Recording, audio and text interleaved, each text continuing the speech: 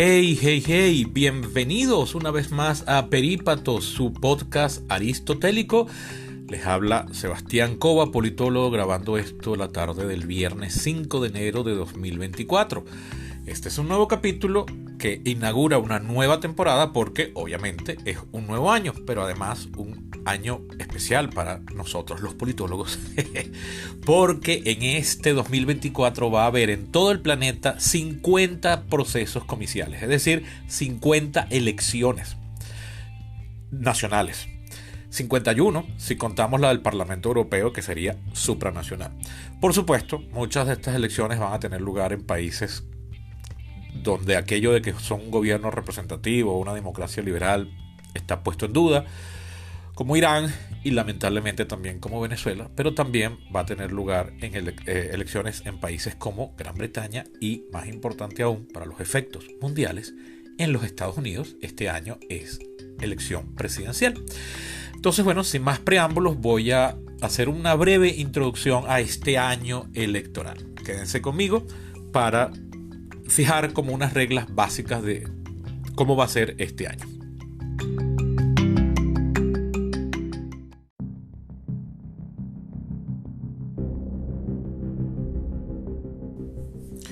Bueno, pues bien, lo primero es que quienes sean seguidores de este podcast desde al menos agosto de 2020 estarán notando que estoy publicando en viernes, cuando desde el 3 de agosto del año mencionado estaba publicando los lunes. Eso era porque la elección, ese año yo hice una larga cobertura de las elecciones presidenciales de los Estados Unidos, en lo que terminó siendo una serie de 20 capítulos. Las elecciones en aquel momento cayeron, en el año 2020, cayeron en el martes 3 de noviembre. Y yo estaba empezando entonces la serie justamente 3 meses antes. 3 de septiembre, octubre, noviembre, sí, 3 meses antes. Hoy es viernes 5, o sea, es viernes, pero es 5 de enero. Son 10 meses exactos antes de la elección presidencial federal de los Estados Unidos, porque no solo van a elegir presidente, también se renueva el Congreso, va a haber muchos referendos locales, elecciones de autoridades locales y tal. Pero por supuesto la que más llama la atención y la que más interesa es la elección para el Poder Ejecutivo, los cargos de presidente y vicepresidente. Es por la forma particular de las reglas, tanto como fija el marco la Constitución de los Estados Unidos, como las leyes vigentes. Esa elección tiene que ser siempre el primer martes después del primer lunes. Eso quiere decir que la elección se mueve entre el día 2 de noviembre y el día 8 de noviembre. En 2020 fue 3, aquel primer martes después del primer lunes fue 3. Este año va a ser 5 y hoy es 5, 10 meses antes. No quiere decir esto que voy a estar durante 10 meses hablando única y exclusivamente de los Estados Unidos, porque no hay tanto material para eso y yo no podría dedicar todo el podcast y convertirlo nada más que en eso. Pese a que, como ya expliqué en un capítulo del año pasado, ya yo no estoy haciendo aquí en el podcast capítulos de cine, porque eso lo cubro con mi programa de radio dominical aquí en Caracas, que pese a que solo se oye por radio aquí, está disponible en YouTube y en mi cuenta de Instagram. No todos, pero sí varios. Entonces, bueno, este podcast ha quedado ya prácticamente todos los capítulos que hice en 2023 fueron de política.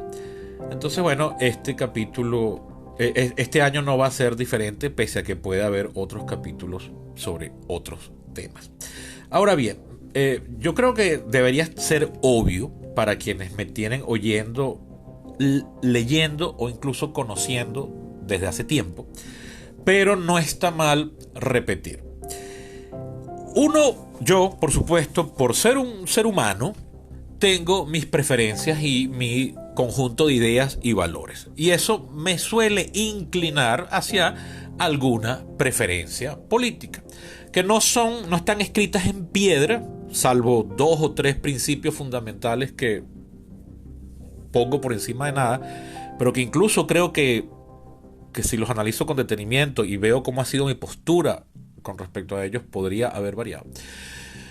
Pero no por eso dejo de tener una preferencia y me gustaría a veces que ganase una opción o ganase otra, o estuviese vigente X ley, o fuese abolida otra.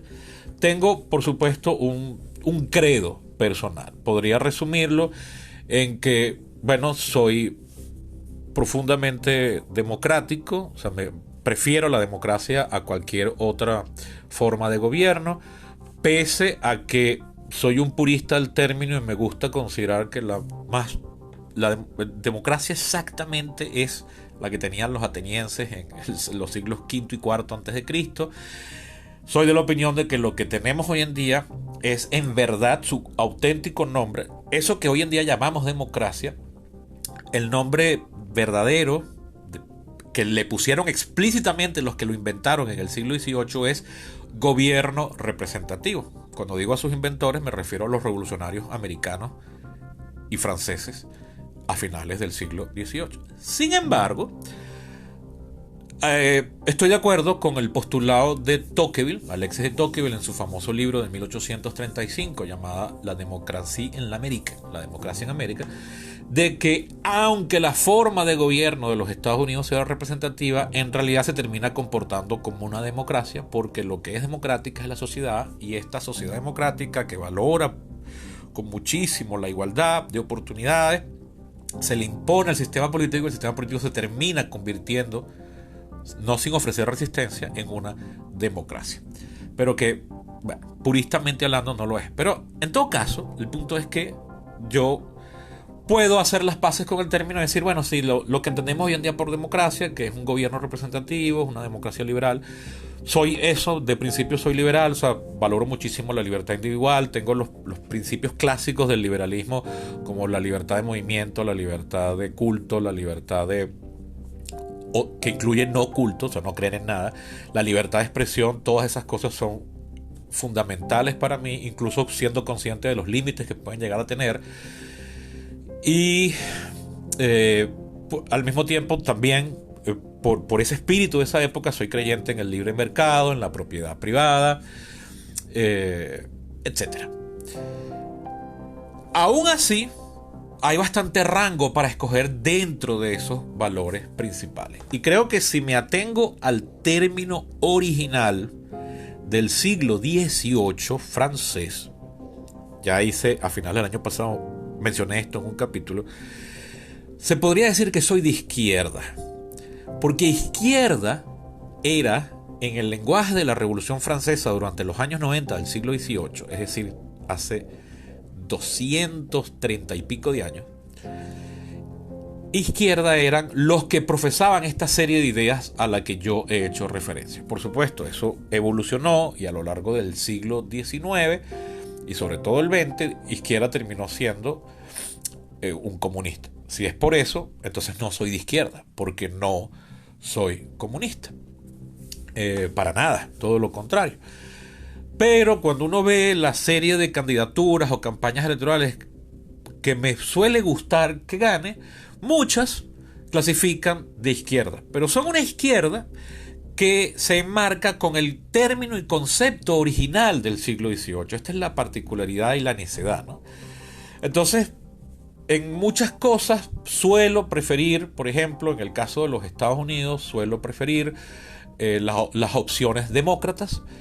En el caso de Perú, mejor dicho, y eso también aplica para Canadá, y en algunas circunstancias también puede ser extendido a todo el orbe anglosajón.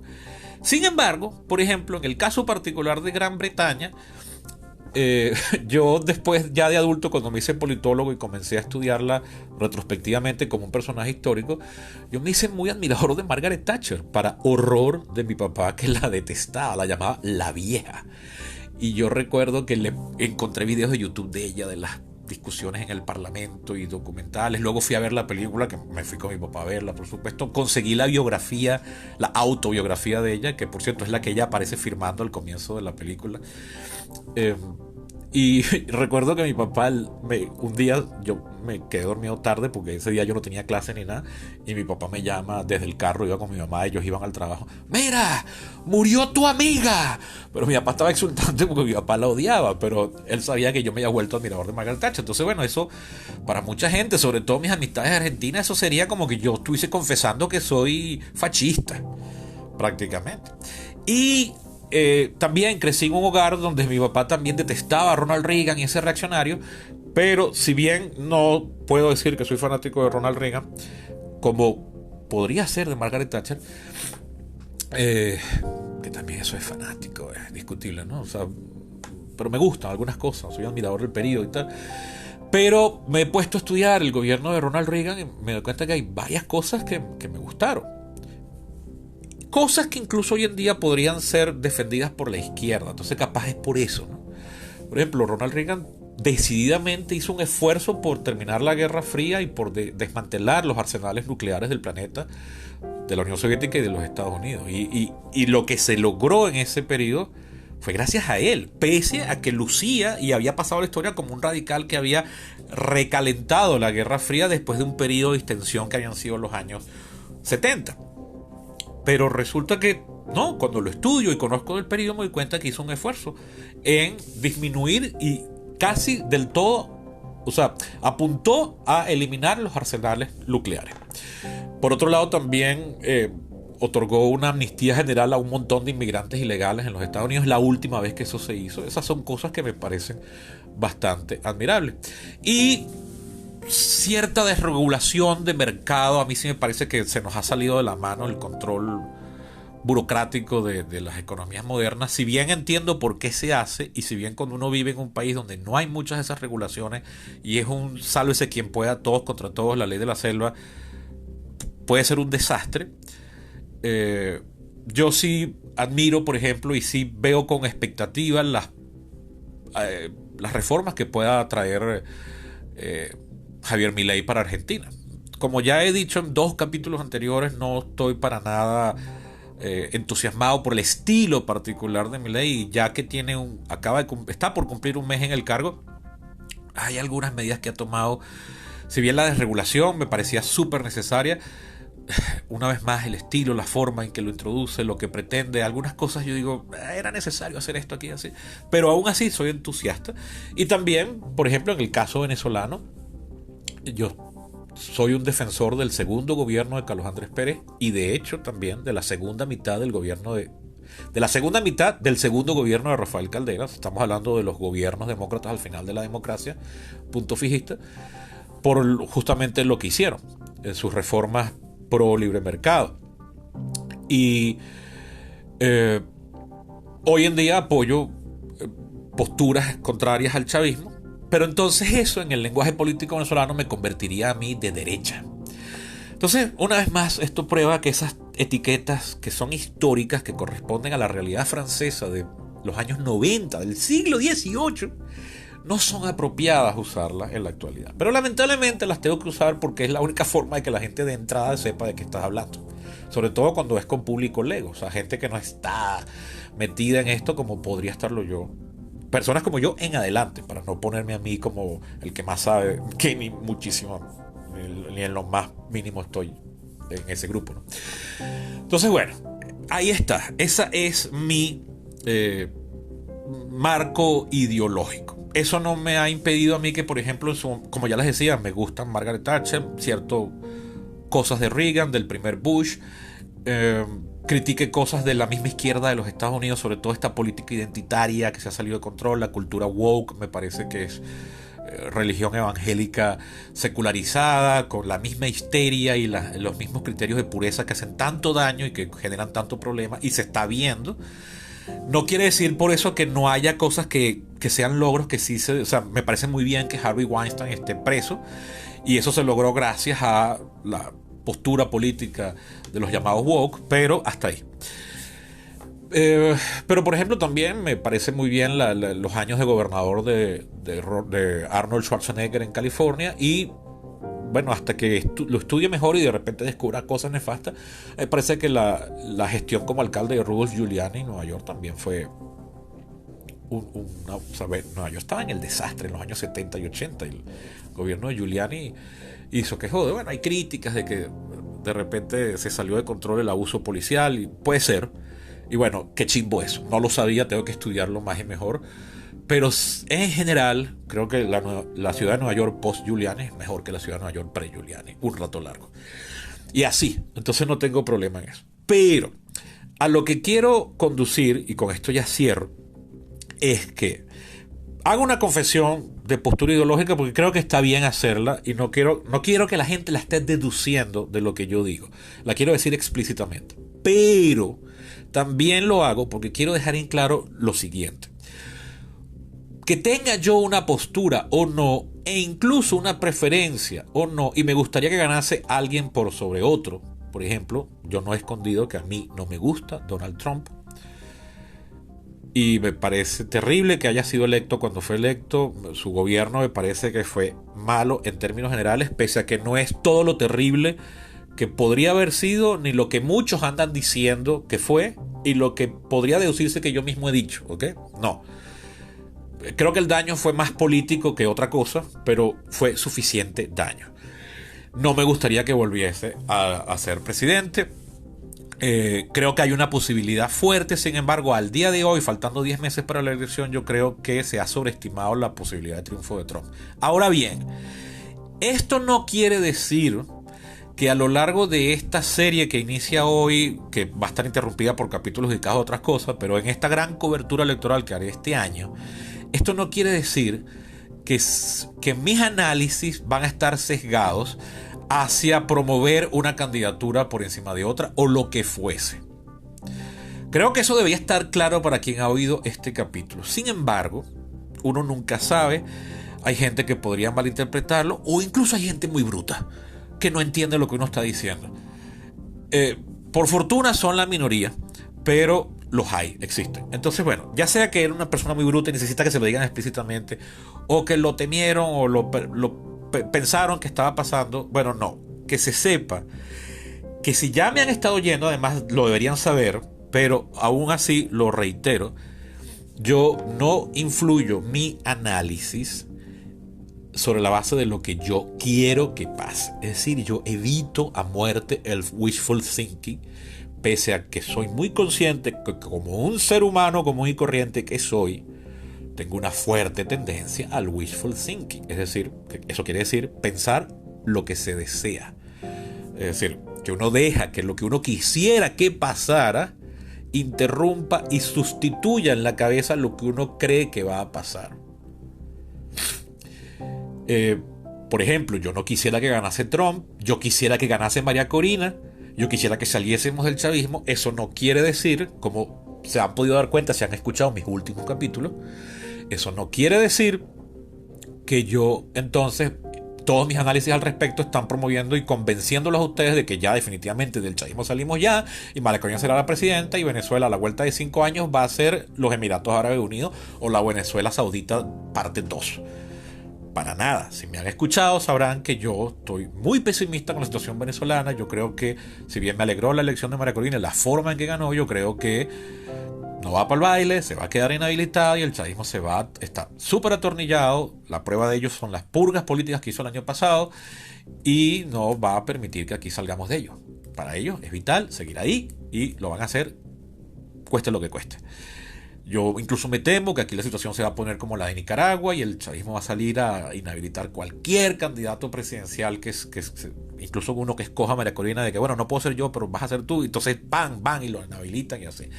Y si yo, aunque acabo de decir hace rato que yo creo que se ha sobreestimado, yo creo que se está exagerando la certeza del triunfo de Trump, no a nivel de la campaña presidencial, sino dentro de las primarias republicanas, donde pese al hecho, o sea, ojo, reconozco, Trump le está sacando al menos 30 puntos a sus contendientes dentro de las elecciones internas del Partido Republicano, que están a punto de empezar las primarias.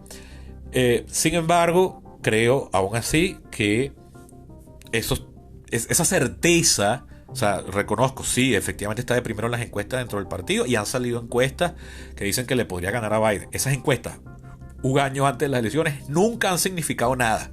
y se los puedo demostrar más adelante si ustedes lo quieren.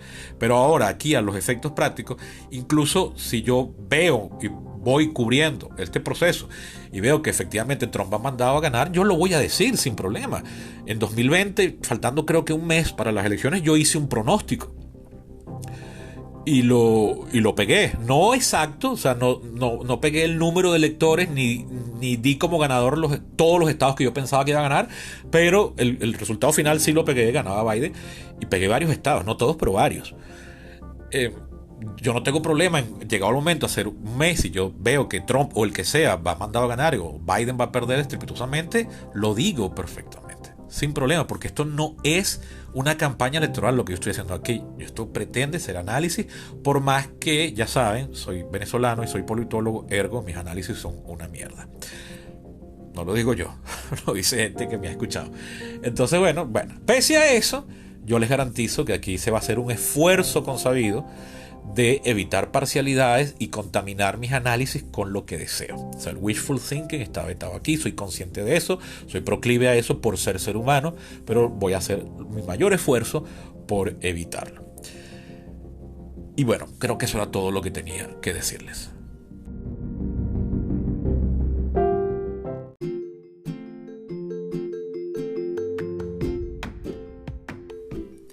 Y esto ha sido todo por hoy. Espero me haya hecho explicar y los haya convencido. No queda más sino despedirme, no sin antes recordarles que este podcast, si bien es completamente gratuito y yo no le exijo la más mínimo dinero para escucharlo completo, ayuda muchísimo si se convierten en mecenas de él. ¿Cómo? Pues visitando mi perfil en Patreon, página que se escribe Patreon, así como suena, patreon.com/Perípato. De todas maneras, aquí en la cajita de información de este capítulo está el enlace, o simplemente me preguntan por cualquiera de mis redes. Soy Eco23 en Facebook y en Twitter, o ahora llamada X. Hasta la próxima.